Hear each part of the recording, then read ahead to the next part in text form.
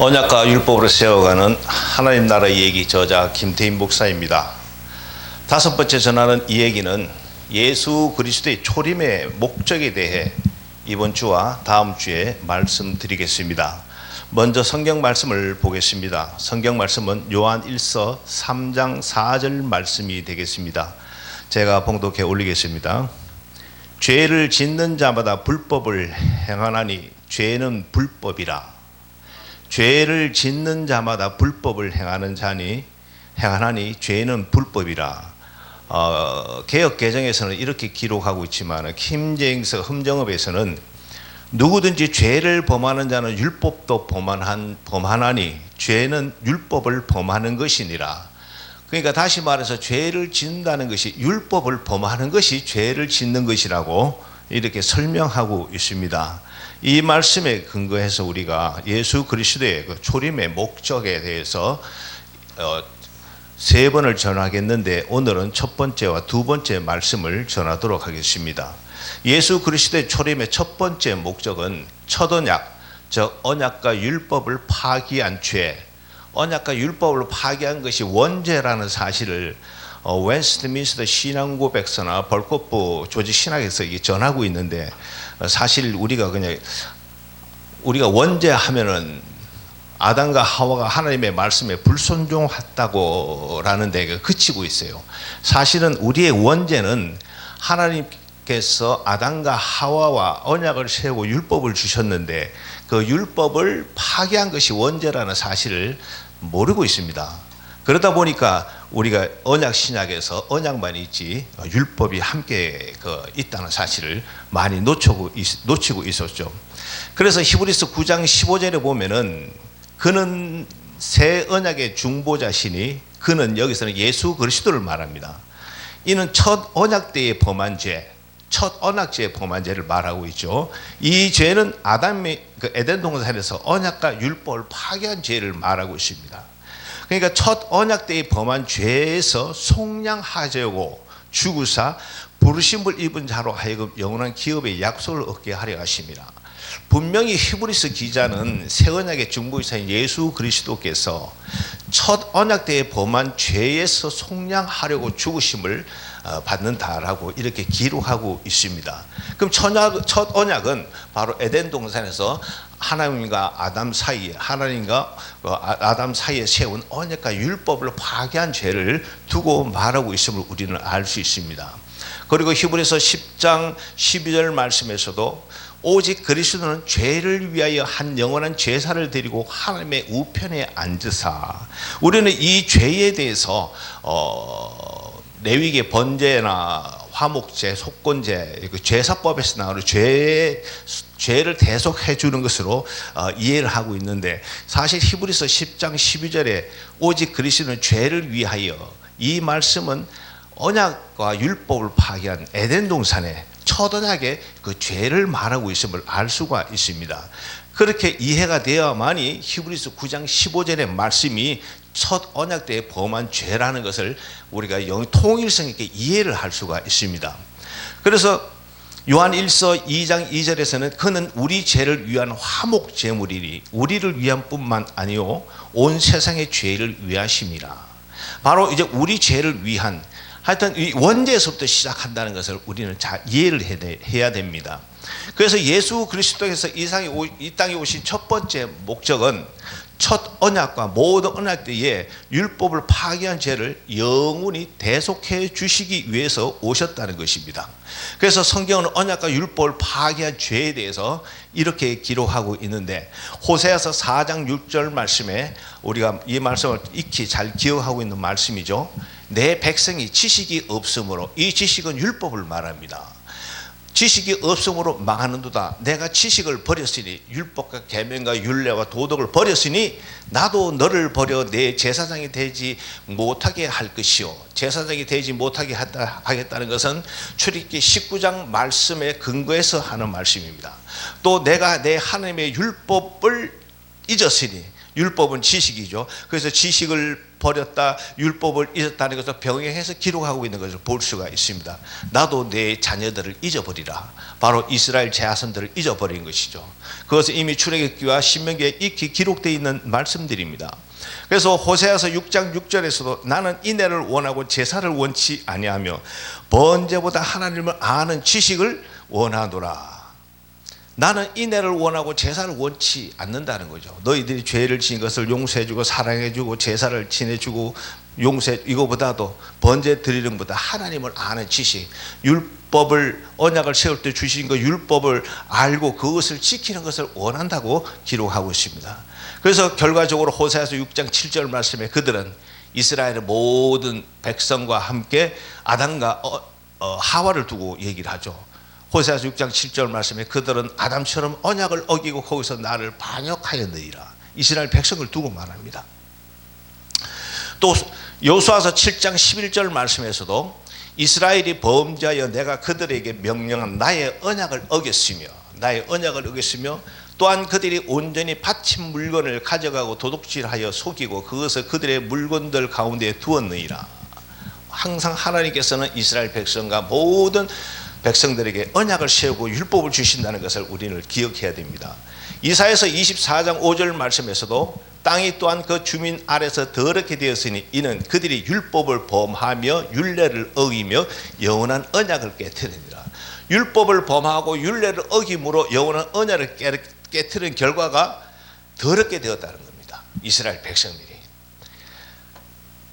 또 예레미야서 11장 10절 말씀에서도 잘 기록하고 있죠. 그들이 내 말을 듣기를 거절한 자기들의 선조의 죄악으로 돌아가서 북이스라엘 남유다 이 백성들이 출애굽한 이스라엘 백성들 조상들처럼 자기들의 선조의 죄악으로 돌아가서 다른 신들을 따라 섬겼은즉 이스라엘 집과 유다의 집이 내가 그들의 조상과 맺은 언약을 깨뜨렸도다. 하나님께서 먼저 이스라엘 백성들과 언약을 깨뜨리지 않았습니다.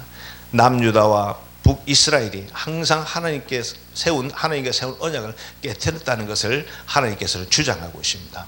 그리고 에스겔서 17장 19절 말씀에 그러므로 주 여호와의 말씀이라 내가 나의 삶을 두고 맹세하노니 하나님 스스로에게 맹세합니다. 그가 내 맹세를 업신여기고 이스라엘 백성들이 하나님께 세운 맹세를 업신여기고 내 언약을 배반하였은즉 내가 그 죄를 그 머리 위에 돌리리라. 하나님께 세운 언약을 파괴하고 율법을 지키지 않았으므로 그 죄를 남유다와 북왕국의 백성들의 머리 위에 두겠다고 하나님께서 말씀하고 있습니다.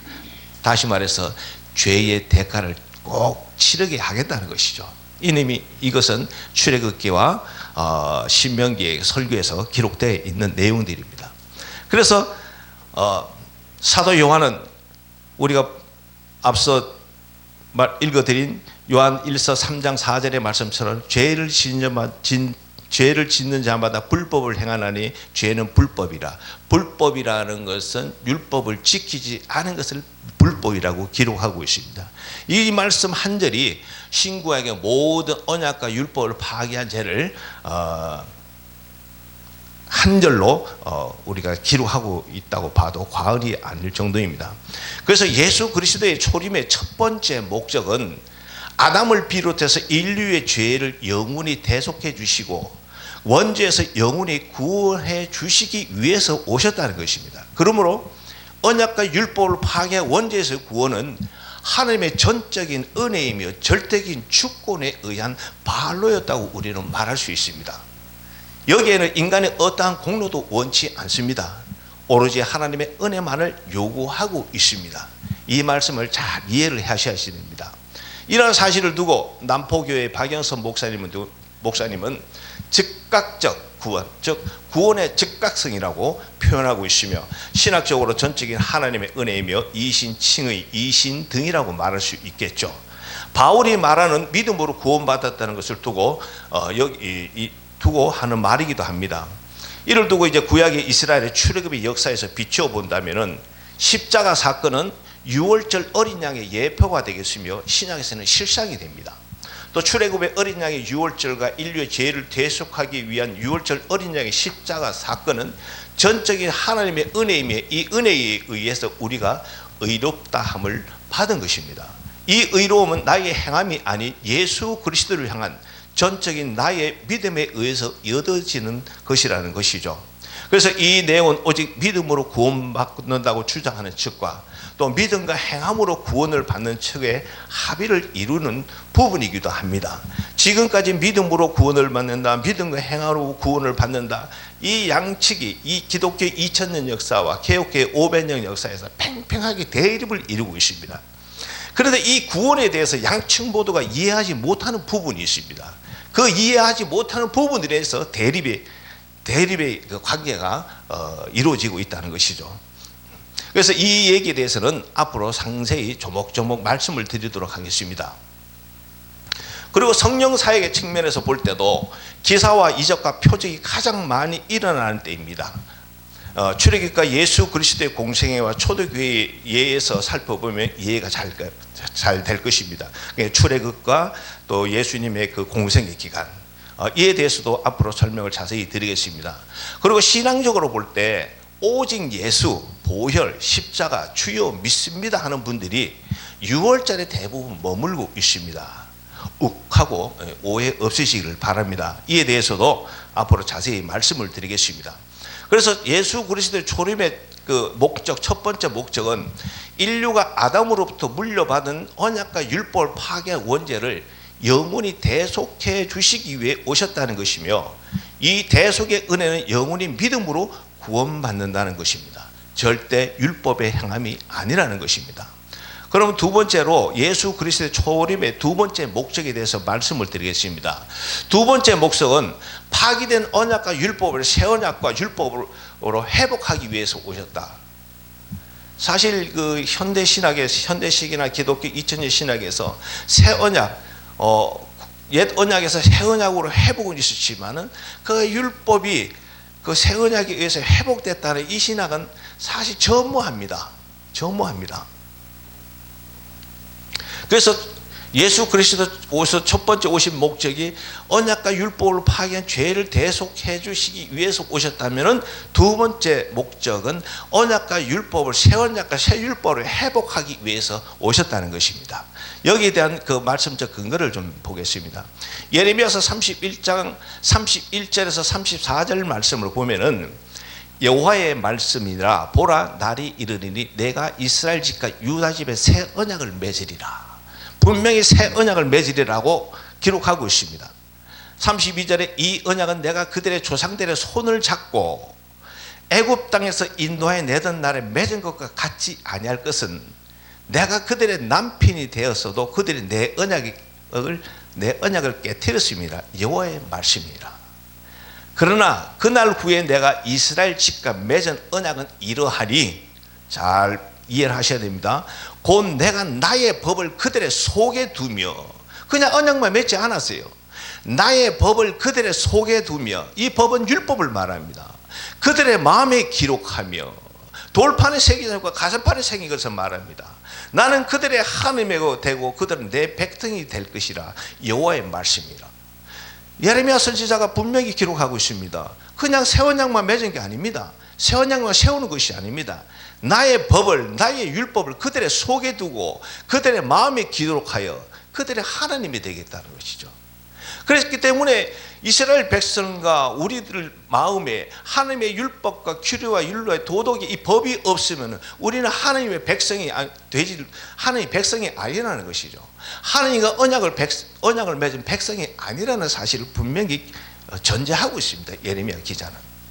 그래서 34절에 보면은 그들이 다시는 각기 이웃과 형제를 가리켜 이르기를 너는 여호와를 알라 하지 아니하리니 이는 작은 자부터 큰 자까지 다 나를 알기 때문이라. 내가 그들의 악행을 사하고 다시는 그 죄를 기억하지 아니하리라. 여호와의 말씀이라. 그러니까 아담의 원죄에서부터 이스라엘의 그 언약을 파괴한 원죄, 이 자범죄, 이 모든 죄까지 다 사해 주겠다고 약속을 하고 있습니다. 사해 주고서 새 언약을 맺는데, 언약만 맺는 것이 아니라 다시 그들의 마음에 율법을 두고 그들의 가슴판에 율법의 말씀을 기록하겠다고 기록하고 있습니다. 그래서 에스겔서 11장 19절에 보면은 동일한 내용을 에스겔 선지자가 기록하고 있습니다. 내가 그들에게 한 마음을 주고 그 속에 새 영을 주며, 성령을 말합니다. 그 몸에서 돌 같은 마음을 제하여 버리고 죄를 제하여 버리겠다는 것이죠. 살처럼 부드러운 마음을 주어, 우리가 성령을 받아야만이, 성령에 의해서만이 살처럼 부드러운 마음을 가질 수가 있습니다. 그래서 20절에 내 율례를 따르며 내 규례를 지켜 행하게 하리니 그들은 내 백성이 되고 나는 그들의 하나님이 되리라. 우리가 성령의 은혜 안에 있지를 않으면은 하나님께서 주신 규례와 율례와 법들을 지킬 수가 없다는 것을 말하고 있습니다. 그러면 애초부터 하나님께서 우리에게 성령을 안 주셨는가? 성령을 주셨죠. 성령을 받아도 죄를 지을 수 있다는 것입니다. 그렇기 때문에 우리가 항상 자나 깨어나 하나님의 말씀, 성령이 붙들리는 삶을 살아야 된다고 우리가 생각합니다. 또 에스겔서 36장 24절에 보면은, 24절에서부터 27절에 보면은 내가 너희를 여러 나라 가운데서 인도하여 내고 여러 민족 가운데서 모아 데리고 고국 땅으로 들어와서 바로 디아스포라의 삶을 살다가 고토로 돌아온다는 그것을 예언의 말씀입니다. 맑은 물을 너희에게 뿌려서 너희에게 정결하게 하되 너희 모든 더러운 죄에서와 모든 우상 숭배에서 너를 정결하게 할 것이며, 비록 이스라엘이 죄를 지었지만 하나님께서는 고토로 데려와서, 이스라엘로 데려와서 그들을 정결하게 하겠다는 것입니다. 그 정결하게 한 후에 26절에 보면은 또 새 영을 너희 속에 두고 성령을 주겠다는 겁니다. 성령을. 성령, 우리가 파라클레토스죠. 보혜사 성령. 근데 우리가 여기서 중요한 사실을 놓치고 있는데, 우리가 성령은 이게 그냥 받으면 되는 줄로 압니다. 성령, 이것이 그 보혜사, 변호사, 변호자 이런 뜻이 있는데, 우리가 법정 다툼이 있을 때 변호사는 내가 가서 초청을 해야 변호사가 옵니다. 내가 사건이 발생했는데 가만히 있는다고 해가지고 그 변호사가 그 문제를 변론하기 위해서 오지를 않습니다. 어떤 변호사님, 내 문제가 이런 문제인데 나를 위해서 변호 좀 해 주십시오 하고 불렀을 때 그 변호사가 저에게 옵니다. 그래서 보혜사라는 뜻에는 이런 뜻이 있다는 것이죠. 그래서 보혜사라는, 보혜사 성령이라는 것이 나를 변호하다, 변론하다는 뜻이 있지만은 그 앞에 전제되는 것이 내가 그분을 초청해야 온다는 겁니다. 그래서 우리가 성령님을 모시고 성령님을 초청합니다 하나는 이런 고백이 따르죠.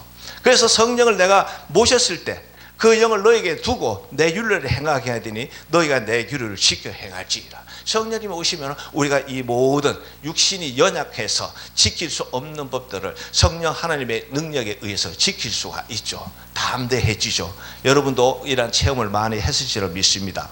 그래서 에스겔서 36장 28절에 보면은 내가 너희 조상들에게 준 땅에서 너희가 거주하면서 내 백성이 되고 나는 너희 하나님이 되리라. 바로 초막절의 복을 얘기하고 있습니다. 초막절의 복을 가나안 땅에서 100배, 60, 40배의 모든 복을 회복해 주겠다는 것을 언약하고 있다는 것이죠. 그래서 이 언약의 중심에는 항상 율법이 전제되어 있다는 것입니다. 율법이 동행한다는 것입니다.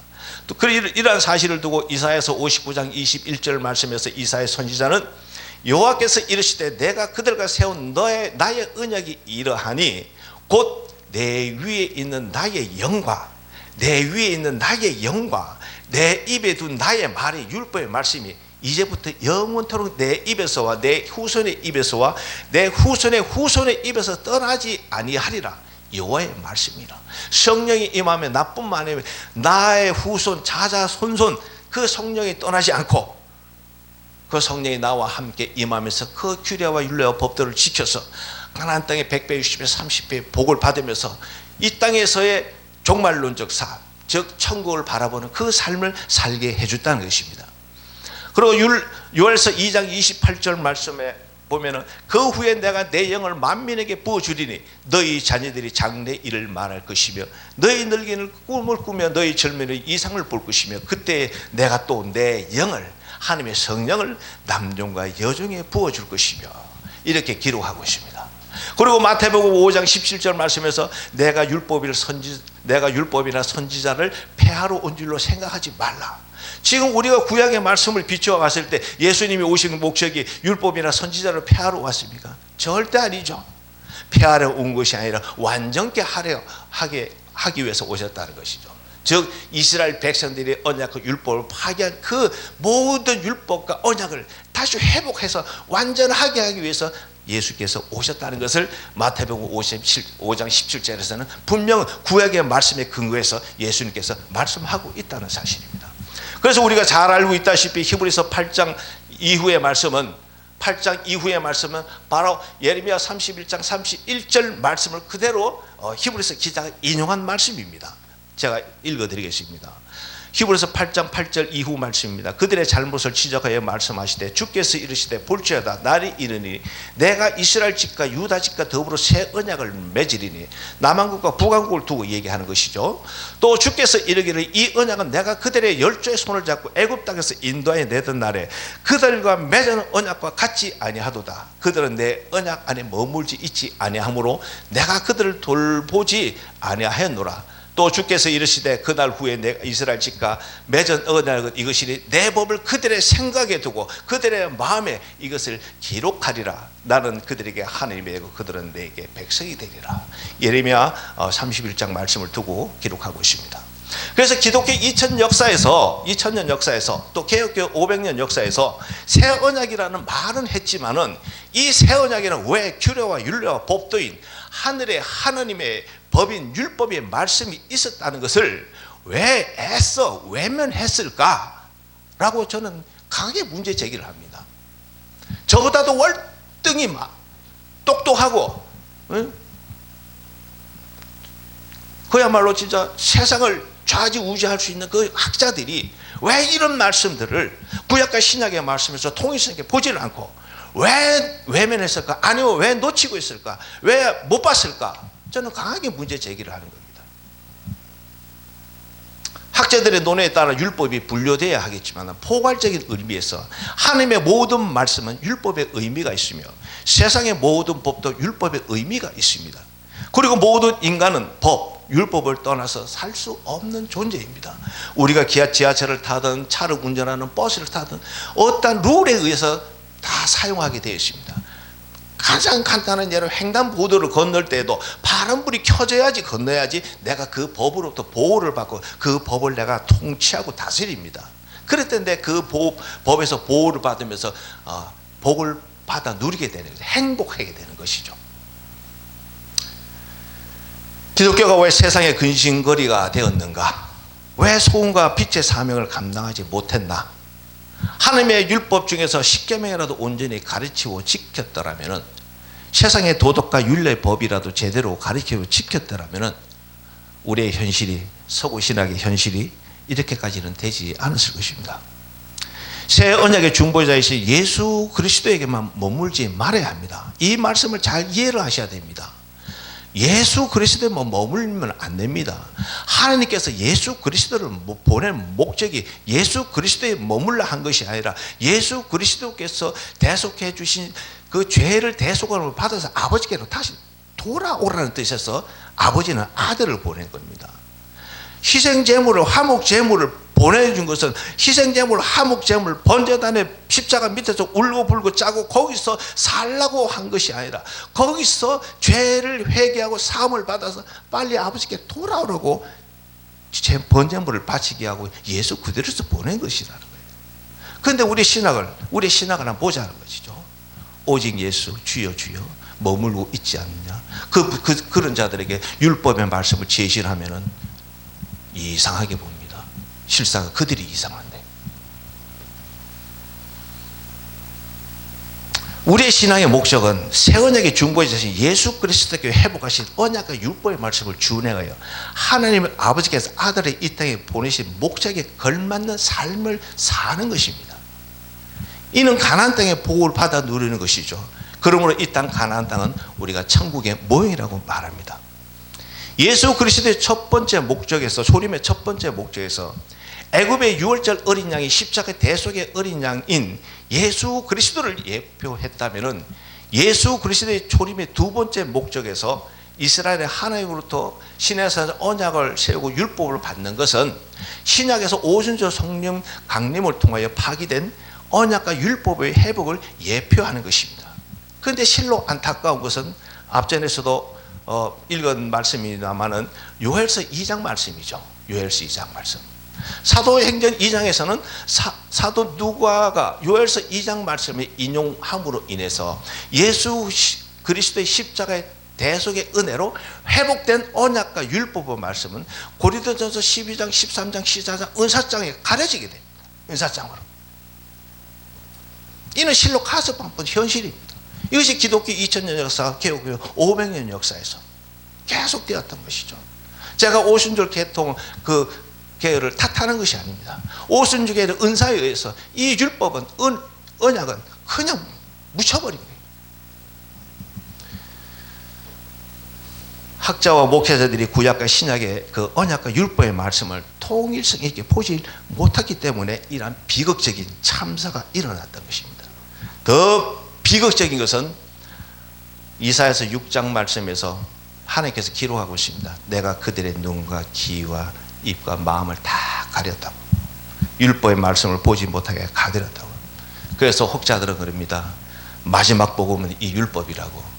그래도 다행스러운 것은 합동교단에서 2000년 이후부터 율법은 곧 복음이라고 가르치고 있다는 사실입니다. 제가 목교 현장에서 합동적 목사님들을 만나봤을 때, 그때 당시에 공부한 사람들을 만나봤을 때, 아, 목사님, 우리 학교에서는 벌써 2000년대에서부터 2000년 전에는 그렇게 가르치지 않았는데 2000년대부터는 율법은 꼭 복음이다라고 가르치고 있다고 하는 얘기를 제가 들었습니다. 그래서 제가 얼마나 감사한지 모릅니다.